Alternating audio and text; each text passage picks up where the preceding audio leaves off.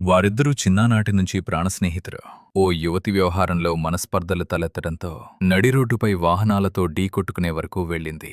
Faction సినిమాలోని పతాక సన్నివేశాలకు ఏమాత్రం తీసిపోని ఈ ఘటన విజయవాడ హైటెన్షన్ రోడ్డులో గురువారం రాత్రి జరిగింది. ఆడిగడపకు చెందిన రోహిత్, భారతీనగర్కు చెందిన బోల్లా ఓం ఇద్దరు చిన్ననాటి స్నేహితులు. ఓ యువతి వ్యవహారంలో ఇద్దరి మధ్య వివాదం రావడంతో సవాళ్లు విసురుకుని నడిరోడ్డుపై బరితెగించి బీభత్సం సృష్టించారు. పలుసార్లు ఒకరి వాహనాన్ని మరొకరు బలంగా ఢీకొట్టుకున్నారు. ఇలా ఢీకొట్టుకుంటూ 100 మీటర్లు రోడ్డుపై ఈడ్చుకుంటూ హడావుడి చేశారు. అటుగా వెళ్తున్న ప్రజలు భయాందోళనలతో పరుగులు తీశారు. జీప్లు దిగి రాడ్లతో అద్దాలను పగలకొట్టుకున్నారు. సమాచారం అందుకున్న పోలీసులు ఘటనాస్థలికి రావడంతో రోహిత్ పరారయ్యాడు. ఓంను పోలీసులు అదుపులోకి తీసుకుని పోలీస్ స్టేషన్కు తరలించి విచారణ చేస్తున్నారు.